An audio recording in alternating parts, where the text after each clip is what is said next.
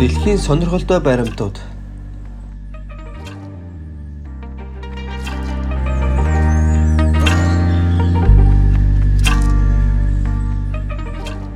Дэлхийн хэмжээ. Манай дэлхийн нарны аймгийн гаригуудаас хэмжээгээр 5-т ордог. Ойролцоогоор 13,000 км диаметртэй, 6,371 км радиустай бөгөөд ойролцоогоор 5,9 септиллион кг жинтэй.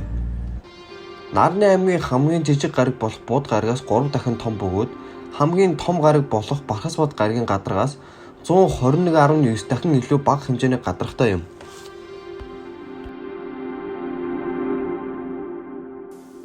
Өндөр жил. Дэлхийн нарыг нэг тойрохыг бид жил гэдэг. Бид нэг жилийг 365 хоногтой гэдгийг мэднэ. Гэхдээ тэр яг ч зөв биш юм. Нэг жил нь яг 365 хоног биш, харин 365 зууны 26 хоног юм.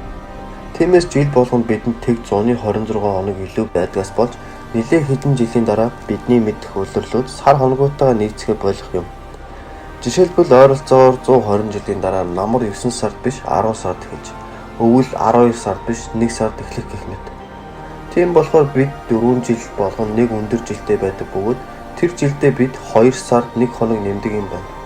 Жишээ нь өнгөрсөн жил бол 2020 он нь өндөр жил байсан бөгөөд 2 сар 1 илүү хоногтой, нийт 29 хоногтой байсан байна.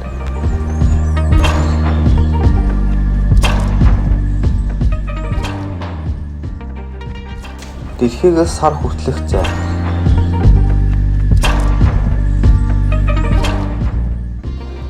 Дэлхийгээс сар маш тод харагдаг. Ихэнх бичлэг зурган дээр их том харагддагч бодож байснаас ч илүү хол юм. Сар нь дэлхийгээс дунджаар 384,400 км зайтай бөгөөд сар дэлхий хоёрын дунд нийт 30 дэлхий багтахаар зайтай гэсэн үг.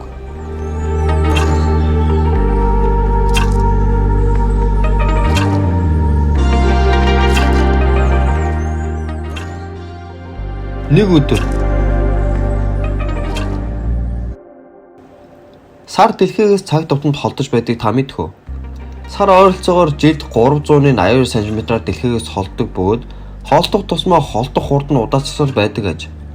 Түүний улмаас дэлхийн өдөр бас уртасдаг байна. Эрдэмтдийн үзэж байгаа 1.4 тэрбум жилийн өмнө сар дэлхийн хоёрын зай 341,000 км зайтай байсан ба дэлхий дээр нэг өдөр 24 цаг биш харин 18 цаг 42 минут байдаг байсан байна.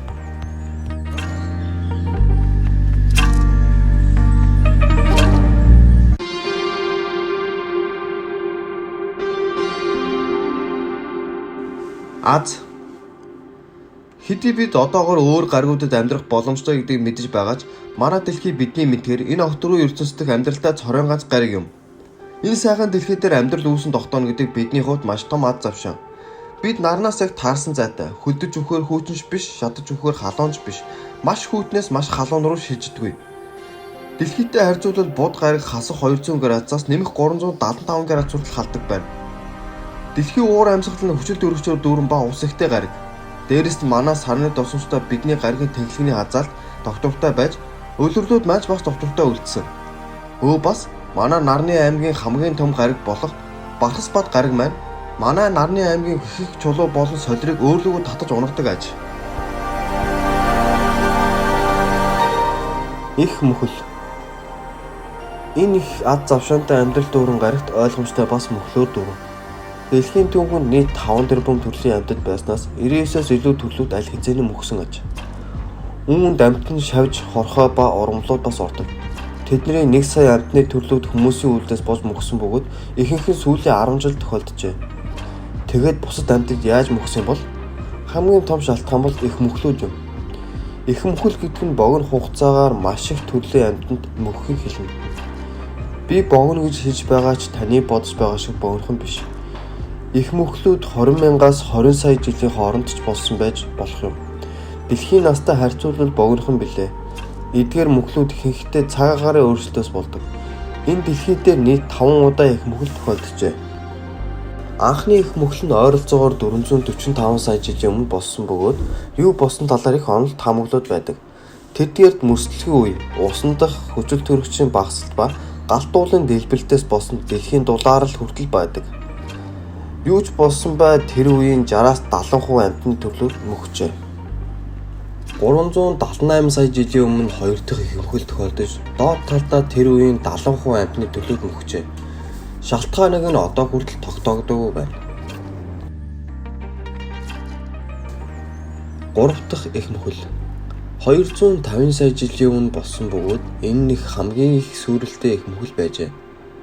Амьтдын амьдрах орчин их өөрчлөгдөж, газрын 70% ба далайн 90% амьтны төрлүүд мөхжээ.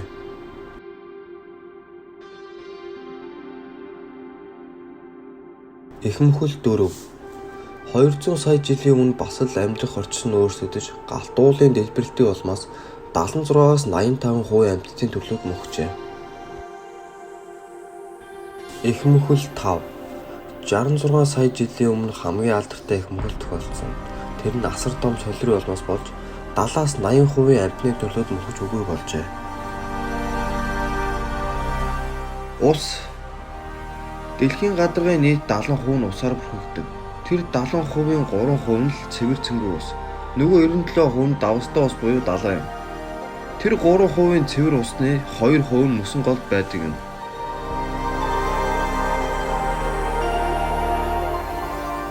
Супер галт уулнууд. Өмнөх баримтад би галт уулны улмаас их амьтан мөхсөн гэж хэлсэн билээ. Тэдгээр галт уулууд энгийн галт уул биш, хамгийн том галт уулч биш, харин V8 ангиллын дэлбэрэлтэй уулнууд юм. V8 дэлбэрэлт нь дэлхий дээр байгаа бараг бүх амьтны мөхөх чадалтай уулыг хэлдэг байна. V8 ангилтай дэлбэрэлт нь дэлхийн уур амьсгалыг үнс, хөхрийн хүчил ба хөхрийн давхар эслээр дүүргэж, шинэ мөсдөлгөн үеийг эхлүүлэх чадалтай. 21-р зуунд хамгийн том ангилтай галт уулны дэлбэрэлт нь V5 ангилтай байсан бөгөөд тэр дэлбэрэлт нь дэлхийн өмнөд хэсэгт орох, өмнөд Америк, өмнөд Африк, Австрали ба Шинэ Зеланд орнуудын нислэгт нэлээд том асуудал гаргажээ. Одоогоор дэлхий дээр нийт 6 идэвхгүй супер галт уулнууд байдаг. Америкт байрлах Йеллоустон үндэсний цэцэрлэг түрээлнэ.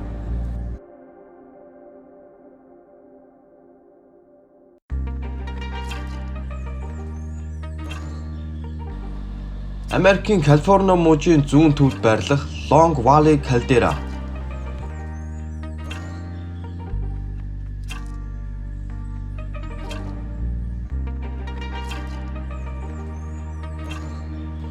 Шинэ Мексикт байрлах Valles Caldera.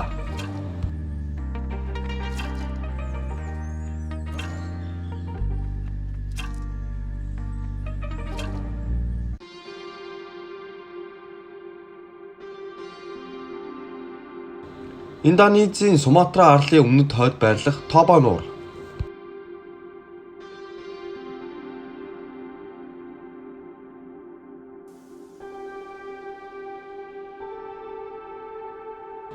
Шинэ Зеландд байрлах Тупа Кальдера.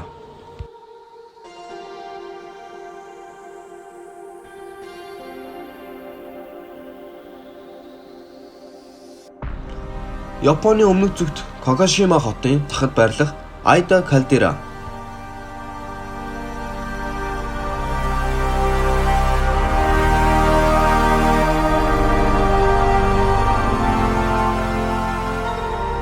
Халдвах шороо.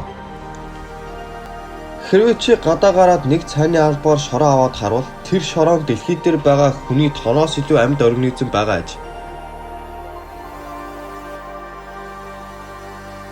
Нэг халдвах шороонд ойролцоогоор 1 тэрбум бактери байдаг байна.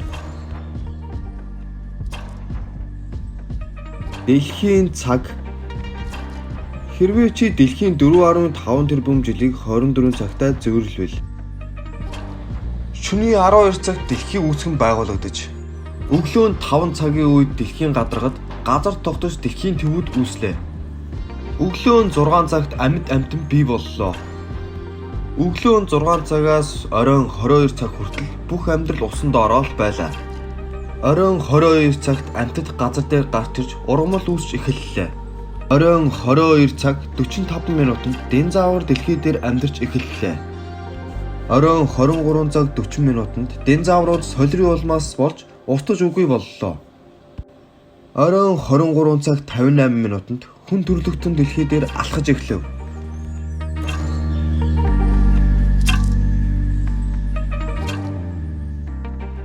Танд манай бичлэг таалагдсан гэж найдаж байна. Манай сувг subscribe дарж бидний дэмжээрэй. Танд баярлалаа.